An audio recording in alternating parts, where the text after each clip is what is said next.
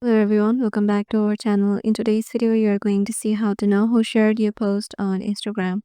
So to do that, let's head over to our Instagram application. Once you're there, make sure you have logged into your desired account and then head over to the profile by tapping your profile icon on the lower right corner. So once you're there, as you can see, I have made my account a professional account. So make sure you make your account professional. Otherwise, you can't know who shared your post on Instagram. So what you need to do is just to tap on the three lines icon on the top right. And if you scroll down,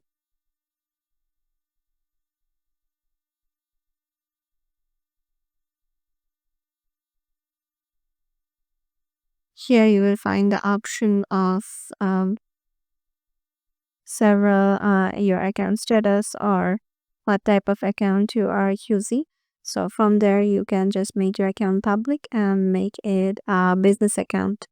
So once you are done, once you have made a professional account, here if you see your professional dashboard, you will find the insights of your account, like views, interactions, new followers, content you shared, and the content people shared was from your account.